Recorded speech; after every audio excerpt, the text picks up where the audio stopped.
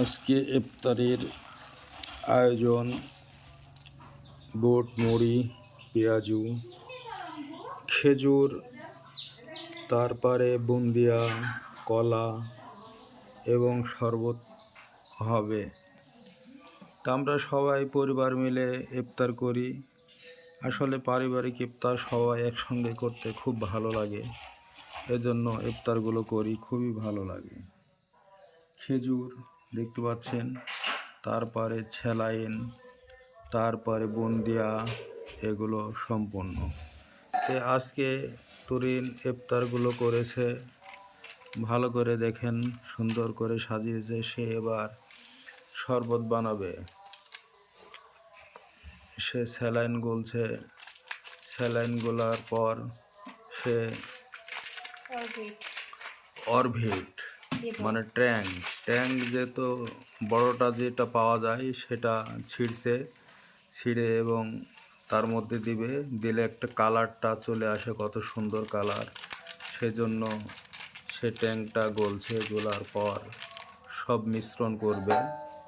একটি লাকড়ি দিয়ে সে সুন্দরভাবে মিশ্রণ করছে যেন কালারগুলো সম্পূর্ণভাবে হয়।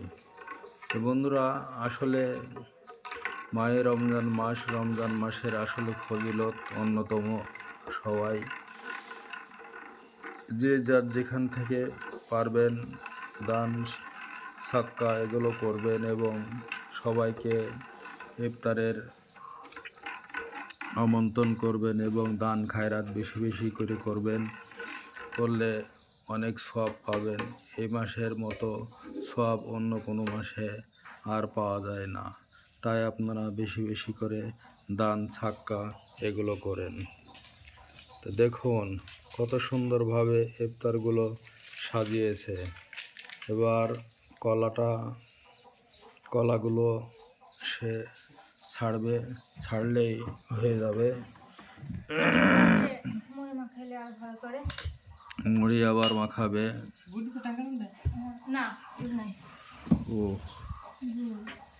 মুড়িগুলো দেখেন কিভাবে মাখাবে। বুট, মুড়ি এগুলো সে মাখাবে। বুন্দিয়া দিচ্ছে, বুন্দিয়া। যেহেতু বুন্দিয়া আমি খাই না, আমি অসুস্থ মানুষ। অসুস্থ থাকার কারণে মিষ্টি জিনিস খাওয়া আমার হারাম। এজন্য আমি খাই না। না খেয়ে তারা বুন্দিয়া দিয়ে মুড়ি মাখাচ্ছে কত সুন্দরভাবে। দেখুন, তারা সব মিষ্টি খাবে আর আমি শুধু সাদা পানি খাবো, এই আর কিছু আর না। তো বন্ধুরা, যা হোক, আজকে রোজা প্রায় শেষের দিকেই চলে আসলো।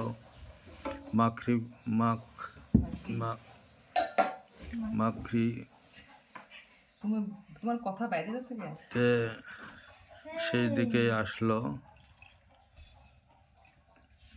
তো বন্ধুরা, আর কিছুদিন আছে রোজা, তারপরে সব শেষ হয়ে যাবে বছরকার মনে, তারপরে আনন্দের বই নিয়ে আসবে। তো বন্ধুরা, আজকের মতো আল্লাহ হাফেজ।